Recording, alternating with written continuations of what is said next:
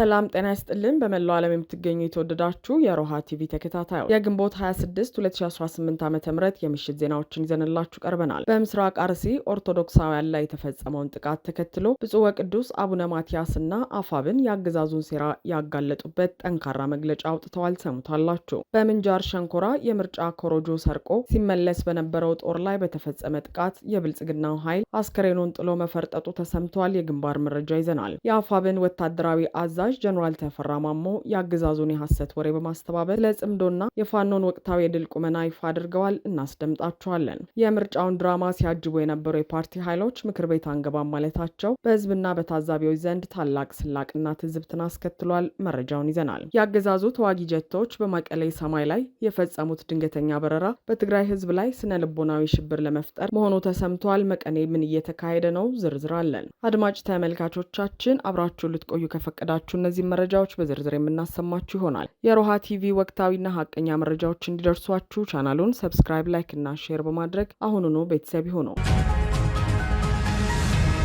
የአገዛዙን ገዳይ ዩኒቶች የኮነነው አፋብንና እስከ መቻሉት አቡነ ማትያስ በአርሲ የተፈጸመውን መንግስት መር የዘር ማጥፋት ጥቃት በጽኑ አወገዙ። በኦሮሚያ ክልል ምስራቅ አርሲ ዞን በኦርቶዶክስ እምነት ተከታዮችና አብያተ ክርስቲያናት ላይ የተሰነዘረውን መጠነ ሰፊ ጥቃት ተከትሎ የኢትዮጵያ ኦርቶዶክስ ተዋሕዶ ቤተክርስቲያን ፓትርያርክ ብፁዕ ወቅዱስ አቡነ ማትያስና የአማራ ፋኖ ብሔራዊ ንቅናቄ አፋብን የአገዛዙን እጅ የሚያጋልጡ ጠንካራ መግለጫዎችን ሰጥተዋል። ብፁዕ ወቅዱስ አቡነ ማትያስ ቀዳማዊ ፓትርያርክ ርዕሰ ሊቃነ ጳጳሳት ዘኢትዮጵያ የአገልጋዮችንም ቡድኖች ለሰማይ ወፎች መብል አደረጉ የሚለውን የእምነቱን ኃይለ ቃል በመጥቀስ ባስተላለፉት አባታዊና የሐዘን መልእክት በአርሲ ሀገረ ስብከት በአሰኮ፣ በሽርካ፣ በሆንቆሎ፣ በዋቤና በሙኔሳ ወረዳዎች በመንፈስ ቅዱስ ልጆቻቸውና በቅድስት ቤተ ክርስቲያን ላይ የደረሰውን አሰቃቂ ጥቃት የሰሙት በተሰበረ ልብ መሆኑን ገልጸዋል። የእምነት ነጻነት ተደፍሮ 100 ዓመታት ያስቆጠረው የቅዱስ ገብርኤል ቤተ ክርስቲያን በተቃጠለበት እንዲሁም የካራ ኩፍቴና መድኃኔዓለም ቤተ ክርስቲያን በተዘረፈበት በዚህ ክፉ ቀን በርካታ ምዕመናን በግፍ መሰዋታቸውንና በመቶዎች የሚቆጠሩ ወገኖች መፈናቀላቸው ቤተክርስቲያናችንን በእጅጉ ያሳዘነ ክስተት ነው ብለዋል። አያይዘውም በአርሲ ምድር በተደጋጋሚ የሚስተዋለው በደልና ግፍ በሁላችንም ልቦና ውስጥ እስከ መቼ የሚል የቁጭትና የሐዘን ጥያቄን መፍጠሩን የጠቀሱት ቅዱስነታቸው የሚመለከተው አካል ይህንን የጥቃት ሰንሰለት በማስቆምና ወንጀለኞችን ለሕግ በማቅረብ ከታሪክ ባለዕዳነት እንዲድኑ አበክረው አሳስበዋል። በሌላ በኩል የአማራ ፋኖ ብሔራዊ ንቅናቄ አፋብን ባወጣው መግለጫ በአርሲ ኦርቶዶክሳውያን ላይ የተፈጸመውን ጥቃት መንግስት መር ጭፍጨፋ ሲል የጠራው ሲሆን በዜጎች ላይ ሽብር የሚፈጽመው የብልጽግና አገዛዝ አዳዲስ ገዳይ ዩኒቶችን በማቋቋም መሰል የዘር ማጥፋት ወንጀልን በግልጽና በስውር ሲፈጽም የመጀመሪያው እንዳልሆነ አጋልጧል። ንቅናቄው እንዳመለከተው ከግንቦት 23 2018 ዓ.ም ጀምሮ በአሰኮ፣ በሽርካና በሆንቆሎ ዋቤ ወረዳዎች በርካታ ኦርቶዶክሳውያን በግፍ የተገደሉ ሲሆን የ101 ዓመት ዕድሜ ያለው የጠላ ቅዱስ ገብርኤል ቤተክርስቲያን ሙሉ በሙሉ በእሳት ወድሟል ብሏል። በካራ ኩፍቴና መድኃኔዓለም ቤተክርስቲያን ላይ በተፈጸመው ዘረፋም ምዕመናን ጽላቱን ይዘው ለመሰደድ የተገደዱ ሲሆን በአሰኮ ወረዳ ብቻ ከ280 በላይ ሰዎች ከመኖሪያ ቀያቸው ተፈናቅለው ሜዳ ላይ ወድቀዋል። ኦርቶዶክሳውያኑ ተወልደው ካደጉበት ቀያቸው በሃይማኖታቸውና በማንነታቸው ብቻ እየተለዩ ቤታቸው እየተቃጠለባቸው ሲሆን ንብረታቸውና ከብቶቻቸውም ተዘርፈዋል። አፋብን በመግለጫው ጨፍጫፊውን የብልጽግና ስርዓት ለማስወገድ የታገሉ ያሉ የኦሮሞ ፖለቲካ ኃይሎችና ተጽዕኖ ፈጣሪ ፖለቲከኞች መሬት የወረደ ትግል በማድረግ በኦሮሚያ ክልል የሚኖረው አማራ ሕዝብ ህልውናው እንዲከበር የበኩላቸውን እንዲወጡ ወገናዊ ጥሪ አቅርበዋል። የሀገር ውስጥና ዓለም አቀፍ የሰብአዊ መብት ተሟጋቾች ይህንን ማንነትንና ሃይማኖትን መሰረት ያደረገውን ጭፍጨፋ በዝምታ ማየታቸው ከገዳዮቹ ጋር ከመተባበር ተለይቶ የማይታይ መሆኑን የገለጸው አፋብን በአገዛዙ ላይ ፈጣን ዲፕሎማሲያዊ እርምጃ እንዲወሰድ ግፊት እንዲደረግና መላው ኢትዮጵያውያን ተባብረው ይህንን የሽብር አገዛዝ በማስወገድ ሀገሪቱን ከቀውስ እንዲታደጉ ጥሪውን አስተላልፈዋል። በሸዋ ጠቅላይ ግዛት ምንጃር ሸንኮራ ወረዳ በተደረገ ከፍተኛ የደፈጣ ጥቃት የአገዛዙ ጥምር ጦር ከፍተኛ ሰብአዊና ቁሳዊ ጉዳት ማስተናገዱ ተገለጸ። በሸዋ ጠቅላይ ግዛት ምንጃር ሸንኮራ ወረዳ በሸዋ ጠቅላይ ግዛት አሳምነው እዝ ከሰምኮር ነበልባል ክፍለ ጦርና በአባት አርበኞች ጦር በትናንትናው ዕለት በነበረ ከፍተኛ የደፈጣ ጥቃት በአገዛዙ ጥምር ጦር ላይ ከፍተኛ ሰብአዊና ቁሳዊ ጉዳት መድረሱን የኮሩ የህዝብ ግንኙነት መምሪያ አስታውቋል። ይህ የተሳካ ኦፕሬሽን የተፈጸመው ለረጅም ሰዓታት በቆየ ከባድ ውጊያ ውጊያ ሲሆን በውጊያውም በአገዛዙ ኃይል ላይ ከፍተኛ ቁሳዊና ሰብአዊ ኪሳራ ማድረስ ተችሏል። ይኸው ወታደራዊ እርምጃ የተወሰደው አገዛዙ የይስሙላ ምርጫውን ለማድመቅ በአሞራ ቤት ቀበሌ መልካ ጅሎ የምርጫ ጣቢያ የሰበሰበውን የምርጫ ኮሮጆ ይዞ ሲመለስ በነበረው የብልጽግና ጥምር ጦር ላይ እንደሆነ ተገልጿል። ይህ በአገዛዙ ላይ ብርቱ ቅጣት የተጣለበት እርምጃ በከሰም ሁለተኛ ኮር የነበልባል ክፍለ ጦር ሻለቃ ፋኖችና በአባት አርበኛ ፋኖ ጥምረት የተከናወነ ሲሆን ጥቃቱ የተፈጸመው በጨሌ ቀበሌ ልዩ ስማቸው ጁምድርና አጉጭ በተባሉ አካባቢዎች ላይ በተደረገ የተቀናጀ የደፈጣ ውጊያ ነው። በዚህ ለሰዓታት በቆየው የተኩስ ልውውጥ በአገዛዙ ጥምር ጦር ላይ ከፍተኛ ጉዳት በመድረሱ አገዛዙ በእውር ድንብር ሽፋን በመሰጣጠት የገዛ ወታደሮቹን አስክሬን እንኳን ሳይሰበስብ ጥሎ የፈረጠጠ ሲሆን የፋኖ ኃይል ላይ ምንም አይነት ጉዳት እንዳልደረሰ ታውቋል። የአፋብን ወታደራዊ አዛዥ ጀነራል ተፈራ ማሞ ከአውደ ግንባር በሰጡት መግለጫ የአገዛዙን የሐሰት ወሬዎች በማስተባበል የፋኖን ወቅታዊ ወታደራዊ ቁመና በተመለከተ መረጃ ሰጥተዋል። የአማራ ፋኖ ብሔራዊ ንቅናቄ ወታደራዊ አዛዥ ጀነራል ተፈራ ማሞ ከኢትዮጵያ ሚዲያ ሰርቪስ ጋር ባደረጉት ቆይታ የብልጽግና ተከፋዮች ታሟል እያሉ ስለነዙት የሐሰት ወሬ ሲናገሩ እርሳቸው ሙሉ በሙሉ ሰላም መሆናቸውንና ስራቸውንም እየሰሩ መሆኑን ገልጸዋል። በተጨማሪም ብልጽግና ትልቅ የሞራል ስብራትና ውድቀት ውስጥ ያለ ስርዓት መሆኑን ጠቅሰው ቀድሞም በሰሜኑ በተደረገው ውጊያ ላይ አንድን የህወሓት አመራር 4 እና 5 ጊዜ ገደልን እያሉ ከኢትዮጵያ ባህል ውጪ በሆነ መንገድ ህዝብን ለማጭበርበር ይናገሩ እንደነበር አጋልጠዋል። ብልጽግና ማን ነው የሚለው የህወሓትን አመራር በነበረው ውጊያ እያንዳንዱን አመራር 4-5 ጊዜ ነው የገደሉት። ተመልከታቸው። እያንዳንዱን አመራር 4-5 ጊዜ እንደሞተ ሲለፉ ነበረ። ያገዳደሉ ደግሞ የሚገርም አንገቱ ተቆረጠ፣ በሳት ተቃጠለ የሚል ከኢትዮጵያ ባህል ውጭ ሆነ ተመልከታቸው። ከኢትዮጵያ ባህል ውጭ ሆነ የዕለት ፍጆታ የሚጠቀሙ ናቸው። ስለዚህ ይህ ኃይል ተመልከት፣ ከዚህ በላይ ማስረጃ የለም። 3-4 ጊዜ ገደል ናቸው የሚሉ ዛሬ በህይወት እየታገሉ ነው ያሉ፣ አላማቸውን እያስፈጸሙ ነው። ግን የብልጽግና አመራርና በዙሪያው የተኮለኮለ ሞራል የለሽ መሆኑን ያሳይሃል። በዚህ ጠፍቷን በዚህ ጠፍቷን ይኸው ህዝብን የሚያታልሉት የሚያጨረብሩት እነዚህ እንደ ገሾ የቀለሉ መሆናቸው ይሄን ነው የሚያሳይ። አሁን እነገሌ ሙታን ያላቸዋቸው የት አመጣቸዋቸው ትላቸው የት ብለው ሊናገሩ ነው። ስለዚህ ይሄ ቢናገሩ እንግዲህ ለጊዜው ፍጆታቸው ከሆነ ምንም አይደለም። እኛ ግን እኔም ሆነ ጓደኞቼ ሰላም ነን ለማለት ነው። ጀነራል ተፈራ ማሞ አሁን ላይ የፋኖን ወታደራዊ ቁመና በተመለከተ በሰጡት ሀሳብ በአሁኑ ሰዓት ውጊያው በጥልቀትም በስፋትም እየሄደ በመሆኑ የአገዛዙ ጀነራሎች፣ ሻለቃዎችና ኮሎኔሎች በአውደ ግንባር የመገኘት እድላቸው እየሰፋ መምጣቱን ተናግረዋል። ለብዙ ጊዜ ጀነራል ከሩቅ ሆኖ ነበር የሚያዋጋው ያሉት አዛዡ አሁን ላይ ፋኖ በአገዛዙ ላይ የሚሰነዝረው ማጥቃት በስፋትም በጥልቀትም ያልተጠበቀ ሆኖባቸዋል ብለዋል። በክፍለ ጦር ታጅበው ቢመጡም እንኳን እነሱን ሙሉ ከበባ ውስጥ የማስገባትና የመቆጣጠር አቅም በፋኖ ዘንድ እየተፈጠረ በመጣበት በዚህ ወቅት በቅርቡ የሞቱት የአገዛዙ ጀነራልና ኮሎኔሎች እጣ ፈንታቸው ሞት ሊሆን የቻለው በዚህ ምክንያት መሆኑንም ነው ያብራሩት። ውጊያው በጥልቀትም በስፋትም እየሄደ ስለሆነ በዚህ ጊዜ ጀነራሎቹ የመገኘት እድል እየሰፋ ነው። ጀነራሎቹ፣ ሻለቃዎቹ፣ ኮሎኔሎቹ፣ ሌተና ኮሎኔሎቹ በዚህ ውጊያ አሁን ብዙ ጊዜ ጀነራል ከርቀት ነበር የሚሆን የነበረው። አሁን እኛ የምንወስደው የምንሰነዝረው ማጥቃት በስፋትም በጥልቀትም ያልተጠበቀ ሆኗን በጠላት ኃይል አሁን የባለፈው ጀነራሉም ሌሎቹ ኮሎኔሎቹ በዛ በፊት በተለያየ መጡት ክፍለ ጦር ሻለቃ ይዞ ይመጣን ወይም በሻለቃ ታጅቦ ይመጣን። ግን ሙሉ ከበባ የማስገባት ሙሉ በሙሉ የመቆጣጠር ሁኔታ እየተፈጠረ ስለመጣ በዚህ ጀነራልም እጣ ፈንታ ሞት የሆነው። እንዲሁም አገዛዙ ሲጨንቀው ፋኖ ከሱዳን ከኤርትራና ከግብጽ ጋር በጽምዶ አብሮ መታይ ነው በማለት ስላቀረበው ክስ ሲናገሩ ክሱ ከንግግር እንደማያልፍና ጠላት ላይ የሚደረገውን ትግል ከማንኛውም አካል ጋር ሆነው እንደሚመቱት ገልጸዋል። ለኢትዮጵያ ህዝብም ሆነ ኢትዮጵያ ውስጥ ላለ አካል ከብልጽግና በላይ ጠላት እንደሌለ የጠቀሱት ጀነራሉ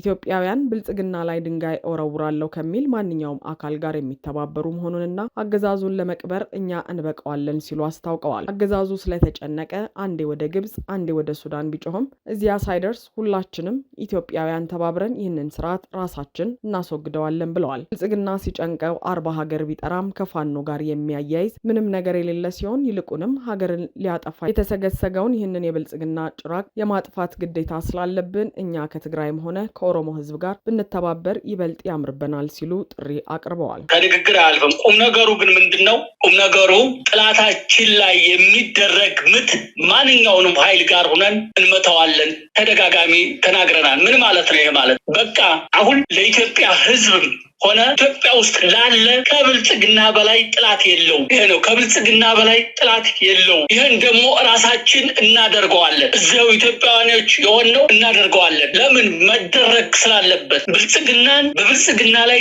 ድንጋይ ወረውራለሁ የሚል ኢትዮጵያዊ ጋር የምናጠገው ነው። እኛው ራሳችን እንበቀዋለን። አሁን ጭንቀቱ ወደ ግብጽ ይሄዳል፣ ወደ ሱዳን ይሄዳል፣ ወደ ተለያየ ይሄዳል። ከዛ ሳይደርስ እኛ እንበቀዋለን። እየሆነ ያለው እኮ ይሄ ነው። አሁን ወደ ጽምዶ ምን አስሄደው? እዚያው ኢትዮጵያውያኖቹ ይሄ ስርዓት ለኢትዮጵያ አይበጅም፣ ይሄ ስርዓት ከምድረገጽ መጥፋት አለበት የሚል እምነትና አቋም እስከያዝነ ድረስ ሱዳን ነው ግብጽ ነው የሚለው ይሄ ምንም ፋይዳ የሌለው ነገር ነው።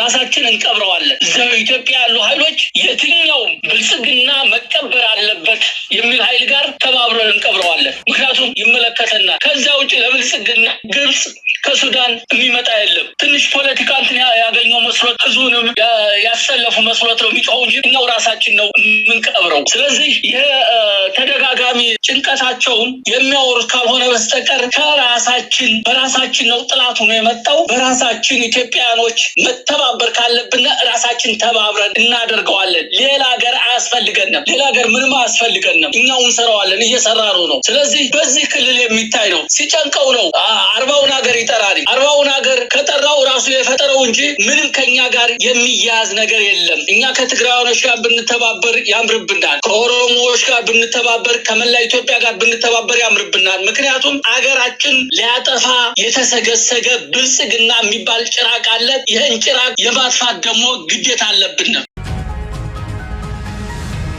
ትብብር ለኢትዮጵያ አንድነት የአገዛዙን ድራማ አሯሩጦ ካበቃ በኋላ ምክር ቤት አንገባም የሚል ከፋሲካ በኋላ የመጣ ዶሮ አይነት የጸጸት መግለጫ ማውጣቱን መነጋገሪያ ሆኗል። ሰኞ የከሸፈው አጠቃላይ የምርጫ ድራማን ተከትሎ አገዛዙ ስልጣኑን ለማራዘም የሸረበውን ሴራ ሲያደምቁና ሲያሯሩጡ የነበሩ የፖለቲካ ኃይሎች ሂደቱ ሙሉ በሙሉ መክሸፉንና በኮሮጆ ሌብነት በአደባባይ መጋለጡን ሲረዱ አሁን ላይ ምክር ቤት አንገባም የሚል የጸጸት መግለጫ ማውጣት መጀመራቸው ሌላኛው አስቂኝ ሁነት ሆኗል። ትብብር ኢትዮጵያ አንድነት የተባለው ቅንጅት ባወጣው ይፋዊ መግለጫ የሂደቱ ውጤት ምንም ይሁን ምን የትኛውም እጩ በትብብሩ ስም ወደ ምክር ቤት እንዳይገባና በምክር ቤት ቢገኝ እንኳን ፍጹም ተቀባይነት የሌለው መሆኑን አሳስበዋል። ትብብሩ ሂደቱ ካለፉት አምባገነናዊ የጥርነፋ ባህሪያትና ሁሉንም የመጠቅለል አባዜ ያልተላቀቀ በታሪክ ከሚታወቁት የጨረባ ምርጫዎች ያልተለየ መሆኑ ገሃድ ወጥቷል ሲል ነቅፏል። ይሁን እንጂ ፓርቲው ወደ ምርጫው የገባው የአገዛዙን የነውር ገመና በተጨባጭ ለማጋለጥ በማለም እንደነበረ የጠቀሰው ሰበብ በታዛቢዎችና በሕዝብ ዘንድ ከፍተኛ ትዝብትንና ስላቅን አስከትሏል። የፖለቲካ ተንታኞችና መሬት ላይ ያሉ ኃይሎች እንደሚጠቁሙት ይህ የፓርቲው መግለጫ ከፋሲካ በኋላ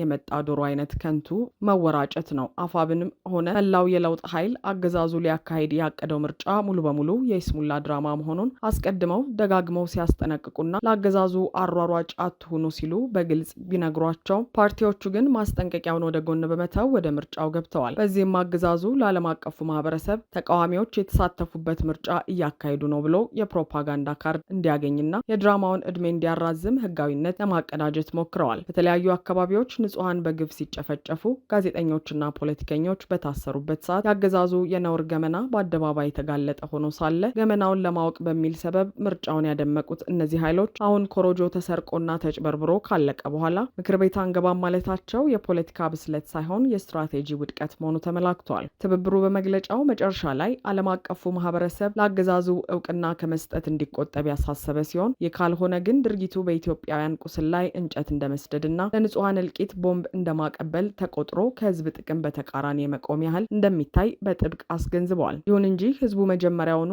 እናንተ ራሳችሁ ለድራማው ቦምብ ስታቀብሉ ነበራችሁ በሚል የሞራል የበላይነታቸውን ሙሉ በሙሉ እንዳጡት ታዛቢዎች ገልጸዋል። የብልጽግና አየር ኃይል ተዋጊ ጀቶች በትግራይ ክልል ርዕሰ መዲና መቀሌ ሰማይ ላይ ድንገተኛና ዝቅ ብለው በረራ ማድረጋቸውን ተከትሎ አለመረጋጋት መፈጠሩ ተገለጸ። የሰሜኑን ደም አፋሳሽ ጦርነት ተከትሎ አንጻራዊ ሰላም ውስጥ በሚገኘው የትግራይ ሕዝብ ላይ አገዛዙ ሌላ ስነ ልቦናዊ ሽብርና ወታደራዊ ትንኮሳ በተደጋጋሚ መፈጸሙ የተገለጸ ሲሆን ትናንት ምሽት የብልጽግናው አገዛዝ የኢትዮጵያ አየር ኃይል ተዋጊ ጀቶችን በመቀሌ ከተማ ሰማይ ላይ ድንገተኛና እጅግ ዝቅ እያሉ በረራ እንዲያደርጉ ማዘዙን ተከትሎ በከተማዋ ነዋሪዎች ዘንድ ከፍተኛ ድንጋጤና ስነ ልቦናዊ አለመረጋጋት ተፈጥሮ አምሽቷል። ይህ በምሽት ጨለማ የተከናወነው ወታደራዊ ዛቻ የጦርነቱን አስከፊ አየር ድብደባና እልቂት ትዝታ ለሚያስታውሰው የከተማዋ ሕዝብ አዲስ ስጋትን የጫረ ሲሆን በማህበራዊ ሚዲያ መድረኮች ላይም የአገዛዙን የጦርነት አባዜ የሚያጋልጥ ሰፊ መነጋገሪያና አጀንዳ ሆኗል። ይህ የአየር ኃይል ትንኮሳ የተከናወነበት ወቅት በትግራይና በኤርትራ ወታደራዊ ኃይሎች መካከል በድንበር አካባቢ አዲስ የጋራ መግባባትና መቀራረብ መደረጉ ከተሰማ ማግስት መሆኑ ጉዳዩን ይበልጥ ስልታዊ ሽብር ያደርገዋል። በርካታ የፖለቲካና የጦርነት ተንታኞች እንደሚገልጹት ማዕከላዊው አገዛዝ እንዲህ አይነቱን አስፈራሪ የምሽት በረራ ያደረገው በክልሉ ዙሪያ ለሚታዩ አዳዲስ ወታደራዊና ዲፕሎማሲያዊ ስምምነቶች ምላሽ ለመስጠትና የአየር የበላይነቱ አሁንም በእጄ ነው በሚል ስሜት በኃይል ለመፎከር የታለመ ስትራቴጂያዊ መልእክትና የፍርሃት እንቅስቃሴ ነው። ስትራቴጂያዊ ተንታኞች እንደሚስማሙበት በረራው መደበኛ ስልጠናም ይሁን የተለየ የደህንነት ተልዕኮ አገዛዙ ትንሽ የሰላም ጭላንጭል ባለው ሕዝብ ላይ ሆን ብሎ ስነ ልቦናዊ ጫና ለመፍጠር የወሰደው እርምጃ ነው። ለዘላቂ መረጋጋትና በሕዝቡ ዘንድ የተገነባውን እምነት ላለማናጋት ሲባል መሰል ወታደራዊ እንቅስቃሴዎች በሚኖሩበት ወቅት አስቀድሞ ግልጽ መረጃ መስጠት ሲገባው፣ አገዛዙ ግን ይህንን አለማድረጉ ፍላጎቱ ሕዝብን ማሸበርና በጉልበት ማንበርከክ ብቻ መሆኑን በተጨባጭ እንደሚያሳይ ታዛቢዎች ይናገራሉ። አድማጭ ተመልካቾቻችን የሰዓቱ የሮሃ ቲቪ ዜናዎች የተከታተላችኋቸውን ይመስሉ ነበር። አብራችሁን ስለነበራችሁ ከልብ እናመሰግናለን። ሰላም።